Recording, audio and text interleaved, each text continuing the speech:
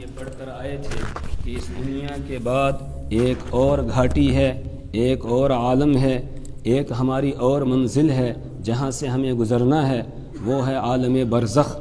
اور عالم برزخ کے کیا احوال اور حالات ہیں، تو ہم نے یہ پڑھا تھا کہ عالم برزخ کے معنی ہی ہے پردہ، تو وہاں کے سارے احوال اور حالات ہم سے پردے میں رکھے ہوئے ہیں۔ البتہ قرآن پاک میں اللہ تبارک و تعالی نے وہاں کے احوال کو بیان کیا، اسی طریقے سے رحمت دو عالم صلی اللہ علیہ وسلم نے بھی اپنے فرامین میں وہاں کے احوال کو بیان کیا، اور ساتھ ہی اللہ نے اپنے پیارے رسول صلی اللہ علیہ وسلم کو وہاں کے احوال اور حالات سے واقف کیا، اور آپ نے اپنی امت کو بتا دیا کہ تمہیں ان احوال اور حالات سے گزرنا ہے۔ قبر کے اندر ثواب کا ملنا یہ بھی برحق ہے، اور عذاب کا ہونا یہ بھی برحق ہے۔ گزشتہ جمعے ہم پڑھ کر آئے تھے کہ کتنے اللہ کے بندے یہاں سے گئے، وہاں پہنچے اور وہاں ان کا استقبال کیا گیا، اعزاز اور اکرام کیا گیا، اور اس وقت انہوں نے یہ تمنا کی، ہائے کاش ہماری قوم کو بھی پتہ چل جاتا، بما غفر لی ربی وجعلنی من المکرمین، کہ اللہ نے میری مغفرت بھی فرما دی اور مجھے معزز اور مکرم کر دیا۔ یہ تمنا انہوں نے وہاں پر جا کر کی۔ اسی طریقے سے جب کوئی نافرمان دنیا سے جاتا ہے، اس کو بھی وہاں پر پہنچتے ہی سزا کا سامنا کرنا پڑتا ہے، وہاں عذاب کا سامنا کرنا پڑتا ہے۔ قوم نوح کے بارے میں اللہ نے ارشاد فرمایا، مما خطیئاتہم اغرقوا فادخلوا نارا، مما خطیئاتہم اغرقوا فادخلوا نارا، کہ ان کی خطاؤں اور گناہوں کی وجہ سے ان کو غرق کیا گیا پانی کے اندر، وادخلوا نارا، اور اس کے بعد ان کو جہنم کی آگ کے اندر ان کو داخل کر دیا گیا۔ آگ میں، اس آگ سے مراد مفسرین یہی کہتے ہیں عالم برزخ والی جو آگ ہے، اس آگ کے اندر ان کو داخل کر دیا گیا۔ اور حدیث میں اللہ کے رسول صلی اللہ علیہ وسلم نے ایک لمبی حدیث کے اندر وہاں کے احوال اور حالات بیان کیے۔ گزشتہ جمعے ہم نے یہ پڑھا تھا کہ ایک مومن جب دنیا سے جاتا ہے، فرشتے آ کر اس سے سوال جواب کرتے ہیں، پھر اس کے لیے جنتی لباس آ جاتا ہے، جنتی بستر بچھا دیا جاتا ہے، اور جنت کے دروازے اس کے لیے کھول دیے جاتے ہیں، گویا اس کی قبر کو جنت کی ایک برانچ بنا دیا جاتا ہے۔ اور اسی طریقے سے جب کوئی نافرمان انسان، کافر انسان، اللہ کا منکر جو ہے وہ دنیا سے جاتا ہے، تو اس کے بعد اس کے ساتھ بھی وہاں پر سوال جواب کیے جاتے ہیں۔ آپ نے ارشاد فرمایا، وَأَمَّا الْكَافِرُ، اور رہا کافر، جب وہ دنیا سے جاتا ہے تو فَيُعَادُ رُوحُهُ، اس کی روح لوٹا دی جاتی ہے، یعنی اس کی روح کا اس کے جسم کے ساتھ کنیکشن جوڑ دیا جاتا ہے۔ اس کے بعد دو فرشتے اس کے پاس آ جاتے ہیں، فَيُجْلِسَانِهِ، پھر اس کو بٹھا دیتے ہیں، اور بٹھانے کے بعد اس سے پھر سوال جواب ہوتے ہیں۔ سب سے پہلا سوال اس سے بھی وہی ہوتا ہے جو ایک مومن سے ہوتا ہے، مر ربک، تیرا رب کون ہے؟ وہ اس کے جواب میں کہتا ہے، لا ادری، ہائے ہائے میں نہیں جانتا ہوں۔ کیوں؟ اس لیے کہ رب کو پہچانا ہی نہیں تھا دنیا کے اندر، تو وہاں جواب کیا دے گا؟ اس کے بعد دوسرا سوال ہوتا ہے، ما دینک، تیرا دین کیا ہے؟ اس نے دین کو اپنایا ہی نہیں تھا، دین کو مانا ہی نہیں تھا، دین کو سمجھا ہی نہیں تھا، اس لیے وہاں وہی جواب دے گا، لا ادری، ہائے ہائے میں نہیں جانتا ہوں، مجھے نہیں معلوم ہے۔ اس کے بعد پھر تیسرا سوال اس سے ہوتا ہے کہ ماذا تقول ما هذا الرجل الذي بعث فيكم، کہ وہ بندہ جو تمہارے درمیان بھیجا گیا تھا وہ کون ہے؟ جانتے ہو اس کو؟ یعنی رسول پاک صلی اللہ علیہ وسلم کے بارے میں پوچھا جائے گا، یہ جواب دے گا، لا ادری، ہائے ہائے میں نہیں جانتا ہوں۔ کیوں؟ اس لیے کہ اس نے رسول پاک صلی اللہ علیہ وسلم کو نہیں پہچانا تھا، ان کے حکموں کو نہیں مانا تھا، ان کے اتباع نہیں کی تھی، بلکہ ان کے مخالفوں میں شامل ہو گیا تھا، اس لیے وہاں پر یہ جواب دے گا۔ اس کے بعد فَيُنَادِي مُنَادٍ مِّنَ السَّمَاءِ، اوپر سے ایک آواز لگانے والا آواز لگائے گا، کذب، اس نے جھوٹ بولا ہے۔ جب مومن کے بارے میں بتایا گیا تو اس وقت آواز دینے والے نے یہ آواز لگائی تھی کہ صدق عبدی، میرے بندے نے سچ کہا۔ وہاں اللہ نے مومن کو اپنا بندہ قرار دیا، لیکن کافر کا جب نمبر آیا تو یہاں بتایا کذب، عبدی کا لفظ یہاں پر نہیں ہے کہ اس نے جھوٹ بولا ہے۔ گویا جو اللہ کا منکر، اللہ کا نافرمان ہے، وہ گویا اللہ نے اس کو اپنا بندہ ہی شمار نہیں کیا ہے، اپنا بندہ شمار نہیں کیا، اس لیے صرف اتنے الفاظ ہیں، کذب، اس نے جھوٹ بولا ہے۔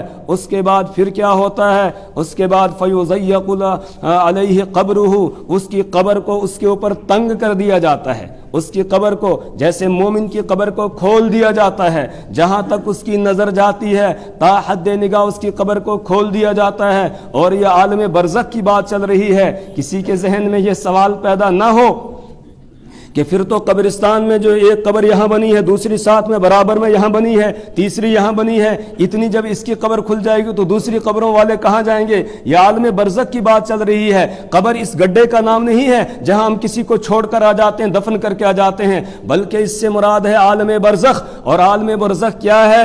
وہ تحت سرا میں نیچے سجین ایک مقام ہے، وہاں سے لے کر 7ویں آسمان کے اوپر ایک مقام ہے علیین، یہاں تک کا جتنا یہ فاصلہ ہے یہ سب کا سب عالم برزخ ہے، یہ سارا عالم برزخ ہے۔ یہاں سے جو چلا گیا بس وہ اس کے اندر جا کر سما جاتا ہے، اور پھر اللہ وہاں اپنی قدرت کے ذریعے سے اس کو دکھاتا ہے۔ جس طرح ایک بچہ ماں کے پیٹ میں ہوتا ہے تو اس کے لیے بس وہ تھوڑا سا ہی وہاں کا حساب ہوتا ہے، ماں کے پیٹ میں کتنی جگہ ہوتی ہے، اس کے لیے ساری دنیا وہی ہوتی ہے۔ جب دنیا کے اندر آتا ہے، یہاں آنکھ کھولتا ہے تو یہاں اتنی بڑی دنیا اس کو نظر آتی ہے۔ اسی طرح یہاں سے جب عالم برزخ میں جائے گا تو عالم برزخ اس سے بہت بڑا ہے، اس دنیا سے بہت بڑا ہے۔ وہاں اللہ تبارک و تعالیٰ اپنی قدرت سے اس کی قبر کو، مومن کی قبر کو کھول دیتے ہیں جہاں تک اس کی نظر پہنچتی ہے، اور ایک نافرمان انسان کی قبر کو وَيُضَيَّقُ عَلَيْهِ قَبْرُهُ، اس کی قبر کو اس کے اوپر تنگ کر دیا جاتا ہے۔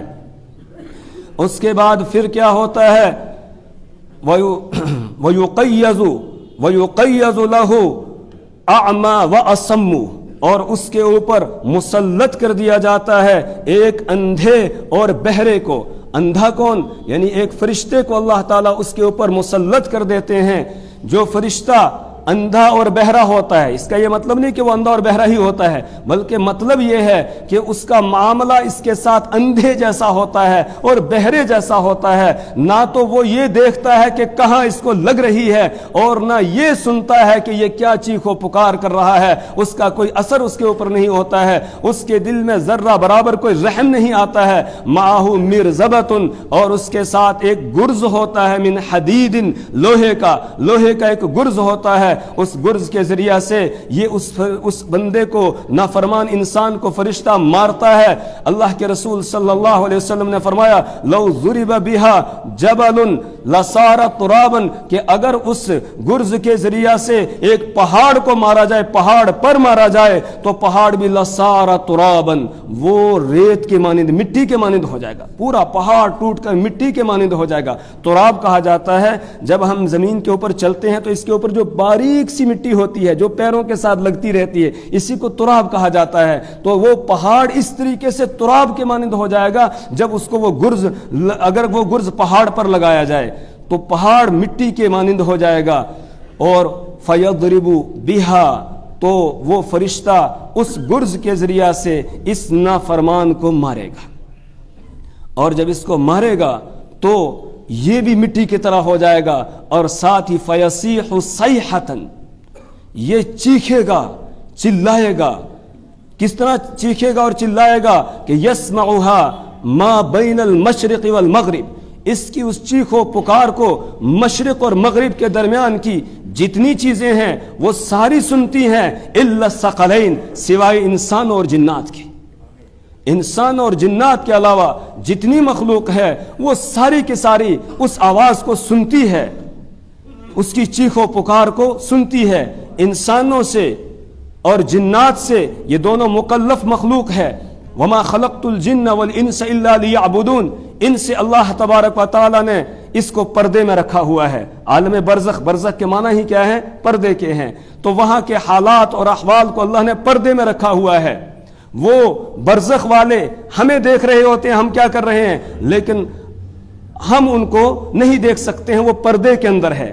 جس طریقے سے ایک عورت ہوتی ہے، اس سے برقع لگایا ہے، پردے میں ہے وہ، تو عورت تو اندر سے ہمیں دیکھ رہی ہوتی ہے لیکن ہم اس کو نہیں دیکھ سکتے ہیں، وہ پردے میں ہے۔ اسی طریقے سے جو عالم برزخ میں چلا گیا ہے اس کے سارے احوال، اس کا سننا، اس کا بولنا، اس کا چیخنا چلانا، اس کا دیکھنا، یہ سب کے سب پردے میں ہیں۔ یعنی وہ چیختا بھی ہے، وہ چلاتا بھی ہے، وہ سنتا بھی ہے، سارے کام وہ کرتا ہے، لیکن ہم سے اس کو پردے میں رکھا ہوا ہے۔ پردے کے اندر سارے احوال، برزخ کے معنی ہے پردے، پردے کے اندر اللہ تعالیٰ نے اس کے احوال رکھے ہوئے ہیں. ہمارے سامنے لاش پڑی ہوئی ہوتی ہے، اس کو عذاب ہو رہا ہوتا ہے لیکن ہمیں پتہ نہیں چلتا ہے. ہم سے اللہ نے اس کو برزخ میں یعنی پردے کے اندر رکھا ہوا ہے، اس لیے ہمیں پتہ نہیں چلتا ہے. اب فرعون ہے، اس کی لاش اللہ تبارک و تعالیٰ نے قرآن میں فرمایا فَالْيَوْمَ نُنَجِّيكَ بِبَدَنِكَ لِتَكُونَ لِمَنْ خَلْفَكَ آيَةً، تیری لاش کو ہم محفوظ رکھیں گے تاکہ بعد والوں کے لیے عبرت ہو. یہ ہے وہ انسان جو خدائی کا دعوے دار تھا، دیکھو کس طریقے سے پڑا ہوا ہے. آج بھی اس کی لاش جو ہے وہ مصر کے عجائب خانے کے اندر وہاں رکھی ہوئی ہے، تو اس کو عذاب ہو رہا ہے، آگ پر اسے پیش کیا جا رہا ہے لیکن ہمیں محسوس نہیں ہوتا ہے. ہم سے اللہ نے اس کو پردے کے اندر رکھا ہوا ہے. حضرت فاروق اعظم رضی اللہ تعالیٰ عنہ کے پاس ایک آدمی آ گیا، اس نے ایک پرانی کھوپڑی ایک اٹھائی ہوئی، کہنے لگا یہ میرے دادا کی کھوپڑی ہے، یہ آپ کے پاس لے کر آیا ہوں. آپ کہتے ہو کہ عذاب قبر برحق ہے، تو اس کو عذاب کیوں نہیں ہو رہا ہے؟ آپ کہتے ہیں آگ کا عذاب دیا جاتا ہے، اس کی کھوپڑی کو ہاتھ لگو یہ تو ٹھنڈی ہے، جس کو آگ کا عذاب دیا جائے وہ تو گرم ہوتا ہے. فاروق اعظم رضی اللہ تعالیٰ عنہ نے سوچا کہ اس کو کیسے سمجھاؤں.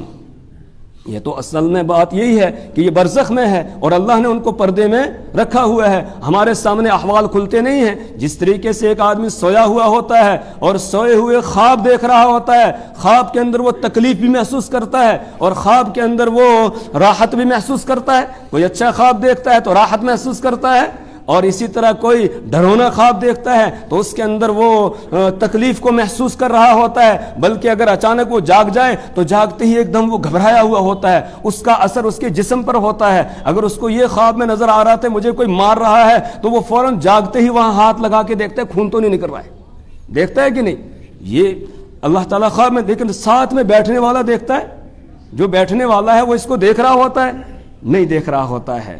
تو اسی طرح جس طرح خواب کے اندر ایک خواب دیکھنے والے کو تکلیف بھی ہو رہی ہے اور اس کو راحت بھی پہنچتی ہے، اسی طرح عالم برزخ کو اس مثال سے سمجھ لیا جائے کہ وہاں جانے والا جو ہے اس کو عذاب بھی ہو رہا ہے اور اگر نیک ہے تو اس کو ثواب بھی مل رہا ہوتا ہے. لیکن اللہ نے ہم سے اس کو پوشیدہ رکھا ہے، ہم سے مخفی رکھا ہے. کیوں؟ اس لیے کہ ایمان بالغیب معتبر ہے. یؤمنون بالغیب، دیکھنے کے بعد ایمان معتبر نہیں ہوتا ہے. ایمان بالغیب بغیر دیکھے ہوئے ماننا ہے کہ یہ ہو رہا ہے اور ہمیں اس نے بتایا ہے جس نے دیکھا ہے. رسول پاک صلی اللہ علیہ وسلم پر اللہ نے کھولا اس کو. میں نے پچھلے جمعے ایک حدیث آپ کو سنائی تھی. آپ صلی اللہ علیہ وسلم تشریف لے جا رہے تھے، ایک باغ سے آپ گزرے تو وہاں آپ کی جو کھچر تھی وہ بدکنے لگی. آپ نے دیکھا کہ وہاں 6-7 قبریں ہیں. آپ نے پوچھا یہ کس کی قبریں ہیں، کوئی جانتا ہے؟ تو ایک صاحب نے بتایا میں جانتا ہوں، یہ مشرک مرے ہیں. آپ نے فرمایا کہ ان کو عذاب ہو رہا ہے. اور اس کے بعد رسول پاک صلی اللہ علیہ وسلم نے فرمایا لولا اللہ تدافنوا لدعوت اللہ ان یسمعکم، اگر اس بات کا اندیشہ نہ ہوتا کہ تم اپنے مردوں کو دفن کرنا بند کر دو گے تو لدعوت اللہ، میں اللہ سے دعا کرتا ان یسمعکم کہ ان کو جو عذاب ہو رہا ہے اور یہ چیخ رہے ہیں چلا رہے ہیں، اللہ تم کو بھی وہ چیخ و پکار سنا دیتے. اب دیکھیے رسول پاک صلی اللہ علیہ وسلم دیکھ رہے ہیں، سن رہے ہیں. آپ کے ساتھ صحابہ ہیں، اہل بیت میں سے ہیں، وہ نہیں سن رہے ہیں، ان کو نہیں دکھائی دے رہا ہے، لیکن رحمت دو عالم صلی اللہ علیہ وسلم دیکھ رہے ہیں. تو وہ ایک بندہ حضرت فاروق اعظم رضی اللہ تعالیٰ عنہ کے پاس کھوپڑی لے کر آ گیا اور بتانے لگا کہ اس کو تو آپ کہتے ہیں عذاب ہو رہا ہے، یہ گرم ہے نہیں. فاروق اعظم رضی اللہ تعالیٰ عنہ نے ایک جو ہے ایسی مثال سے اس کو سمجھایا جو اس کی سمجھ میں جلد آنے والی تھی. فرمایا 2 پتھر لا اٹھا کر. وہ گیا 2 پتھر اٹھا کر لایا. فاروق اعظم رضی اللہ تعالیٰ نے فرمایا ان کو ہاتھ میں لے لے. اس نے ہاتھ میں لے کر رکھے. فرمایا ٹھنڈے ہیں گرم؟ اس نے کہا یہ تو ٹھنڈے ہیں. فاروق اعظم رضی اللہ تعالیٰ عنہ نے لیا، ان پتھروں کو ایسے رگڑا، چکماک جس کو کہتے ہیں چکماک کرنا. پہلے زمانے میں آگ اسی طرح جلائی جاتی تھی جب تیلی نہیں، ماچس نہیں تھی، تو اس طرح پتھروں کو رگڑا. کہا آگ نظر آئی کہ نہیں؟ کہنے لگا ہاں. کہا یہ کہاں سے آئی؟ تو اب اس کو ماننا ہی تھا کہ ان پتھروں کے اندر اللہ نے آگ رکھی ہوئی ہے. تو کہا ٹھنڈے ہیں گرم ہیں؟ کہا آگ ہے لیکن اس کے باوجود یہ گرم نہیں ہے بلکہ کیا ہے، ٹھنڈے ہیں، اسی طرح اس کو عذاب ہو رہا ہے، لیکن اس عذاب کو اللہ نے ہم سے پردے میں رکھا ہوا ہے، ہمیں نظر نہیں آ رہا ہے۔ تو جب فرشتہ اس گرز سے اس کو مارتا ہے تو اللہ کے رسول صلی اللہ علیہ وسلم فرماتے ہیں فَيَصِيحُ صَيْحَةً، وہ چیختا ہے، چلاتا ہے، اور اس کے بعد لَا يَسْمَعُهَا مَا بَيْنَ الْمَشْرِقِ وَالْمَغْرِبِ إِلَّا الثَّقَلَيْنِ، تو مشرق اور مغرب کے درمیان کی ساری مخلوق اس چیخ و پکار کو سنتی ہے۔ اللہم احفظنا، اللہ ہماری حفاظت فرمائے۔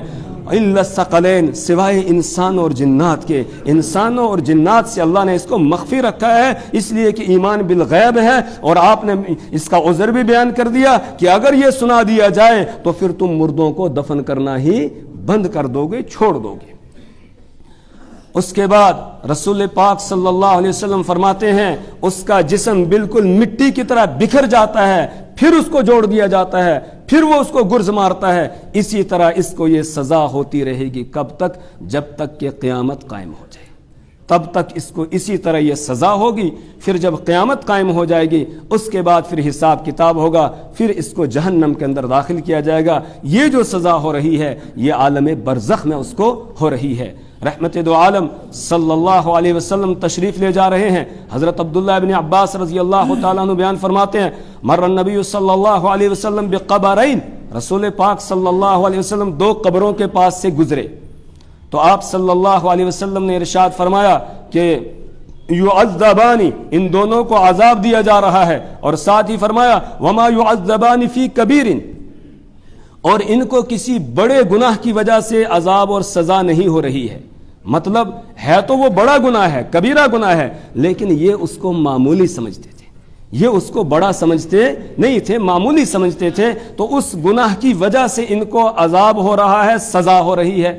پھر آپ نے فرمایا اما احدہما، ان دونوں میں سے ایک لیعذب، اس کو عذاب دیا جا رہا، کیوں؟ لأنہ لا یستتر عن البول، اس لیے کہ یہ پیشاب سے نہیں بچتا تھا، یہ پاکی ناپاکی کا اہتمام نہیں کرتا تھا، یہ ناپاک رہتا تھا، پیشاب کی چھینٹیں اوپر پڑتی تھی تو یہ ان سے محفوظ نہیں رہتا تھا، بچتا نہیں تھا۔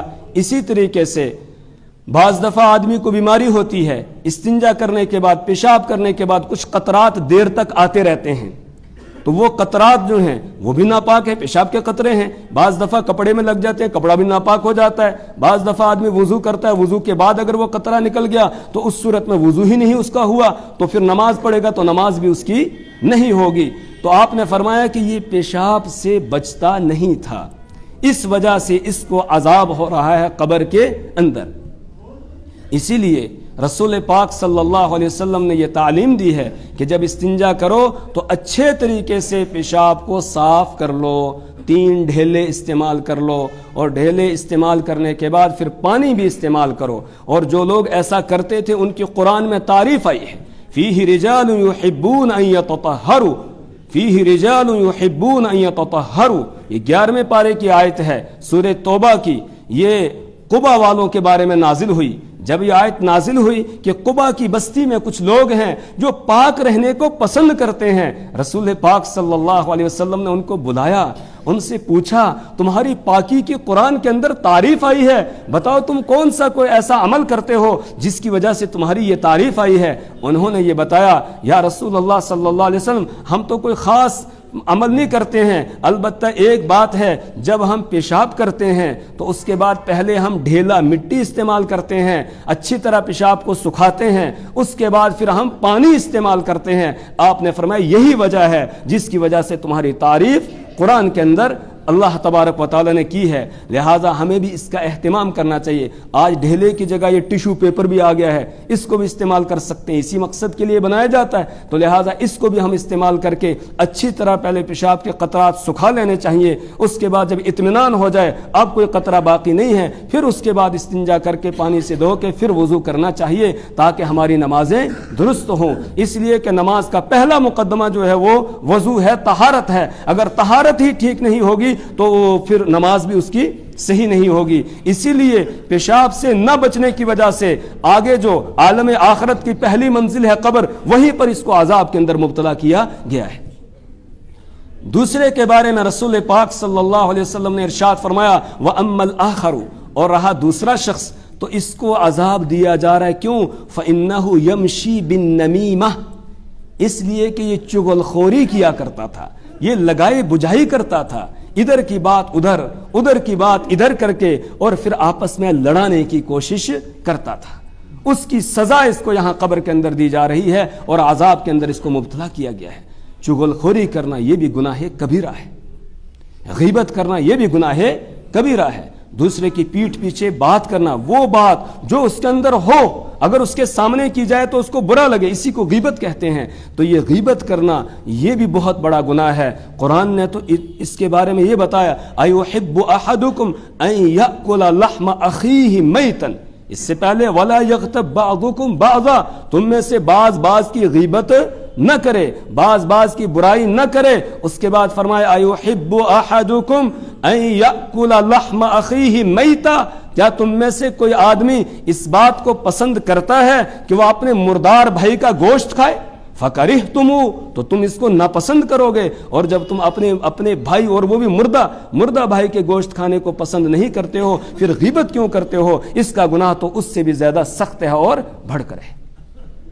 تو غیبت بھی نہیں کرنی چاہیے، یہ بھی گناہ کبیرہ. اور پھر چغل خوری بھی نہیں کرنی چاہیے. مسلمان کا کام تو یہ ہے اگر اس کو پتہ چلے دو میں لڑائی ہوگی ہے تو وہ صلح کرائے، اور یہ صلح کرانا بہت ہی اہم معاملہ ہے. یہاں تک کہ رسول پاک صلی اللہ علیہ وسلم نماز کے وقت میں، نماز کا وقت ہونے والا تھا، اس سے پہلے آپ کو پتا چلا کہ قبا کی وادی میں وہاں دو آدمیوں کو آپس میں جھگڑا ہو گیا ہے. جیسے آپ کو پتا چلا آپ نے ساتھ میں کچھ ساتھیوں کو لیا اور وہاں پہنچے، اور وہاں پہنچنے کے بعد دونوں پارٹیوں کو اکٹھا کیا اور ان دونوں کو سمجھایا اور ان کی آپس میں صلح کرائی. جو غلط فہمیاں ہو گئی تھی ان کو دور کرایا. اور اس کے بعد نماز کا ٹائم ہو گیا پیچھے. حضرت بلال رضی اللہ تعالیٰ عنہ نے دیکھا وقت ہو گیا، اذان دے دی، لیکن رسول پاک صلی اللہ علیہ وسلم تشریف نہیں لائے. تو حضرت بلال رضی اللہ تعالیٰ عنہ نے سیدنا ابو بکر صدیق رضی اللہ تعالیٰ عنہ سے درخواست کی کہ آپ نماز پڑھائیں گے؟ انہوں نے کہا جب آپ کہتے ہو تو ٹھیک ہے.